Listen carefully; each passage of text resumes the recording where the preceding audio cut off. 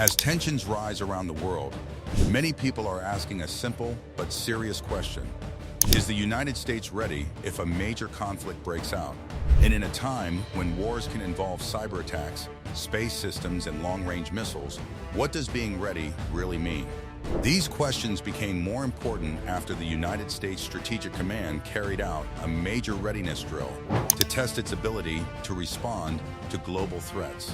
The United States Strategic Command, often called a STRATCOM, is one of the most important military commands in the country.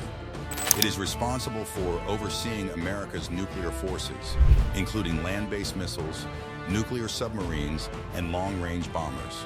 These three parts together are known as the nuclear triad. A STRATCOM also plays a key role in space operations, missile defense coordination, and certain cyber activities. Its main goal is deterrence. That means preventing war by showing potential enemies that any attack would bring a strong and immediate response. The recent drill took place at a time when global tensions are high.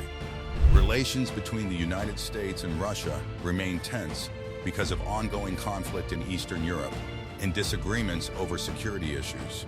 At the same time, competition with China has grown stronger, especially in the Indo-Pacific region. Disputes over Taiwan, military activities in nearby seas, and growing military power have increased concerns. Both Russia and China are modernizing their armed forces, including nuclear weapons and advanced missile systems. In this environment, the United States wants to make sure its own forces are fully prepared. The drill was designed to test that readiness. It was not a real conflict, but it simulated different crisis situations. Military leaders practiced how they would respond if tensions suddenly escalated. Strategic bombers practiced flying long distances and refueling in the air. Submarines trained on how to receive secure messages, even if normal communication systems were disrupted. Missile crews reviewed launch procedures under strict safety rules. Each part of the nuclear triad was tested to make sure it could operate smoothly if needed. One important part of the drill focused on communication. In modern warfare, communication systems can be targeted by cyber attacks or electronic interference. If communication lines fail, confusion can spread quickly. So the exercise tested how commanders would send and receive orders under difficult conditions. Backup systems were used to make sure there were multiple ways to stay connected. This is important because quick and clear communication can prevent mistakes during a crisis. Cybersecurity was also included in the drill. Today, attacks do not always begin with bombs or missiles. They can start with hackers trying to break into computer systems. A cyber attack could try to block warning systems, shut down power grids, or create false information. During the exercise, cyber teams practice defending against simulated attacks. This shows that modern defense is not just about weapons, but also about protecting digital networks. Space systems were another key focus. Satellites help detect missile launches, guide navigation systems, and allow secure communication. If satellites are damaged or blocked, military operations can become much harder. The drill tested how the command would continue operating if space systems were disrupted. Backup methods were reviewed to make sure the military could still function in a worst-case scenario. Officials made it clear that the exercise was defensive. It was not meant to threaten any country. Instead, it was meant to show that the United States remains prepared. Military leaders often say that strong preparation actually helps prevent war. If other countries know the U.S. is ready, they may think twice before taking aggressive action. This is the basic idea behind deterrence. At the same time, military exercises can send powerful messages. When a country practices using major weapon systems, other nations pay attention. Some critics worry that such drills could increase tension. They argue that when one country shows its strength, others may respond with similar actions. This can lead to a cycle of military buildup. Supporters of the drill say regular training is normal and necessary. They believe transparency and preparation reduce the risk of surprises. Allies of the United States were informed about the exercise. In Europe, members of NATO continue to watch security developments closely. In Asia, countries such as Japan and South Korea rely on U.S. security guarantees.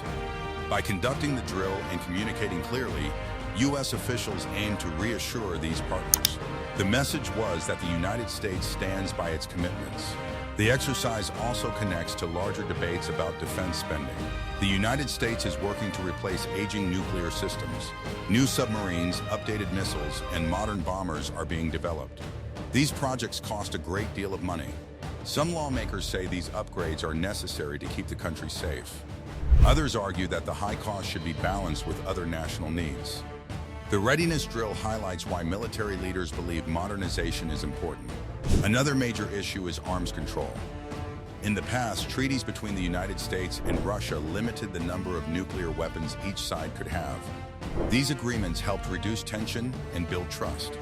However, some of these treaties have expired or face challenges. Without strong arms control agreements, misunderstandings could become more dangerous. Experts say that communication between major powers is just as important as military readiness. Public reaction to the Readiness drill has been mixed. Some people feel reassured knowing that the military is prepared. Others worry about rising global tensions and the possibility of miscalculation. International responses have also varied. Russian officials have often pointed to their own exercises as proof of readiness. Chinese media sometimes describe U.S. military activity as part of broader competition. Meanwhile, U.S. allies generally view such drills as necessary for security. The bigger question remains, does being more prepared make the world safer? Many experts believe that strong deterrence reduces the chance of war. If countries know the consequences of aggression would be severe, they may avoid risky actions. However, maintaining peace requires more than weapons. It also requires diplomacy, dialogue, and trust-building efforts. So what does this drill really mean? It shows that the United States is focused on readiness during a time of global uncertainty.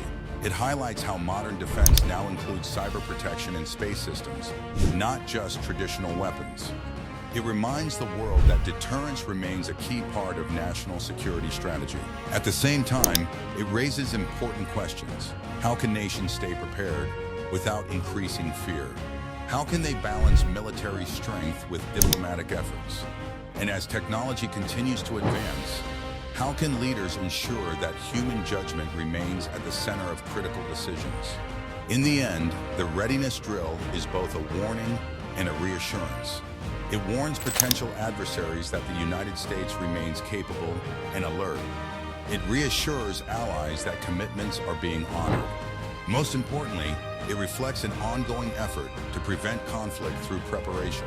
In a world filled with uncertainty, that effort continues every day, often quietly, but always with serious purpose. Thanks for watching. Don't forget to like and subscribe to our YouTube channel.